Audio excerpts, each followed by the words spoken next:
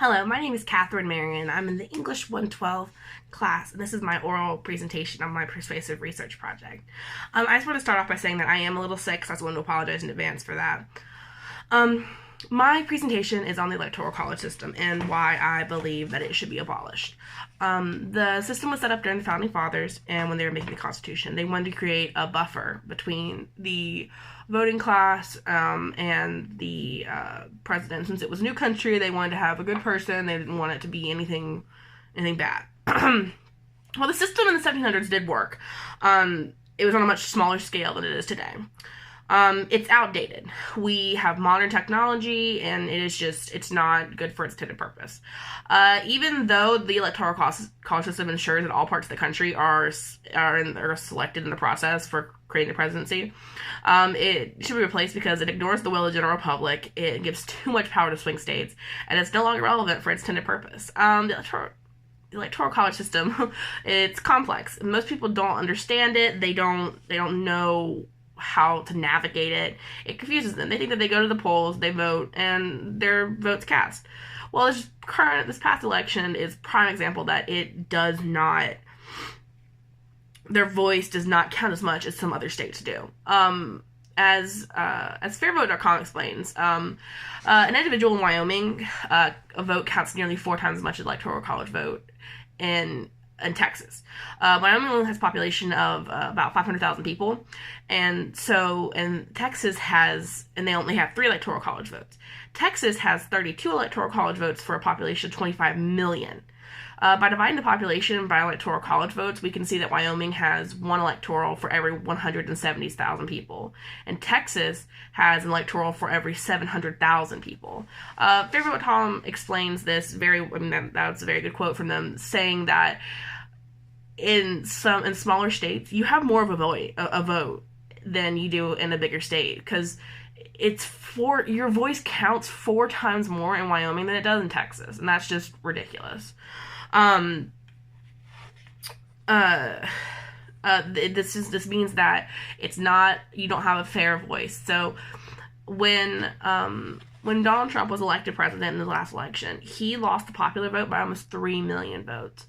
This means that almost 3 million more people wanted another president. And that's not fair that the figurehead for the U.S., who should be what the general public wants, isn't who we elected.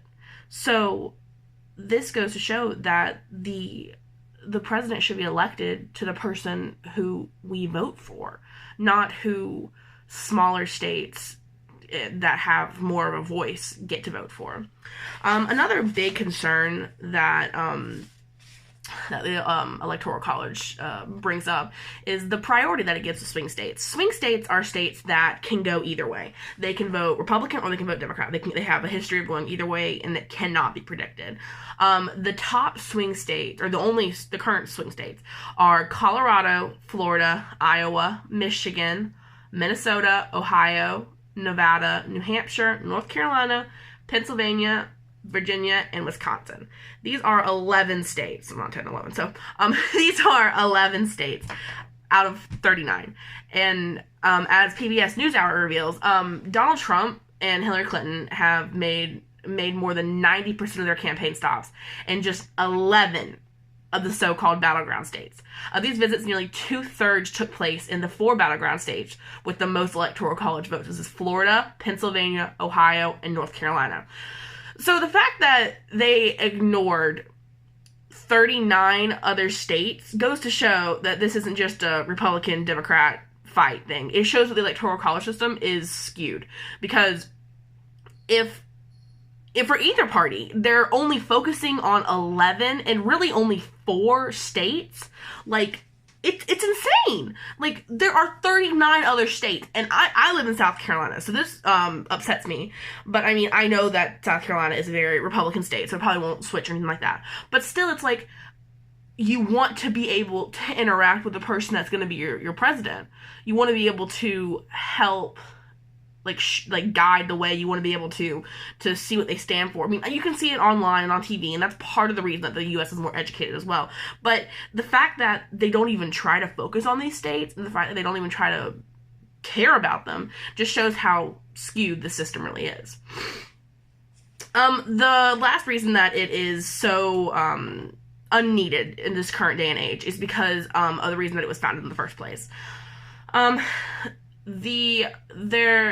The founding fathers wanted the middle ground, a buffer for the uneducated. They wanted to be able to go, hey, you don't really know what you're talking about. You're going to elect a guy that's not good. That's going to mess up the U.S. from what we are. We're a new country. We need to found ourselves. We need to have a good person.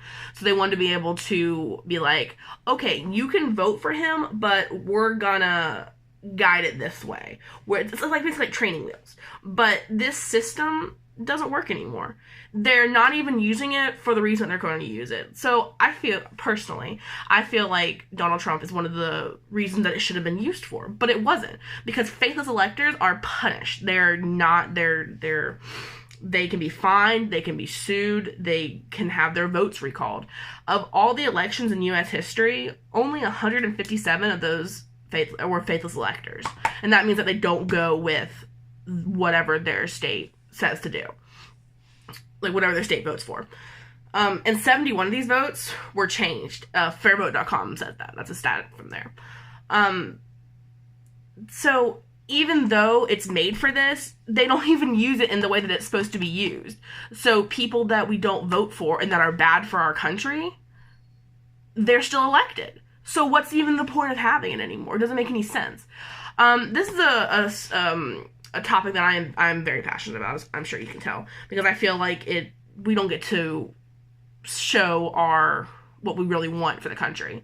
I do believe that with proper regulations on how much time a candidate has to spend in each state, because they would just if they didn't have any regulations, they would just focus on one state. So I feel like with proper regulations, we'd be able to, in conclusion, we're educated, we're informed, we know what we want, we should be able to elect the president that we believe is best fit. My name's Catharine, Marion. Thank you for your time.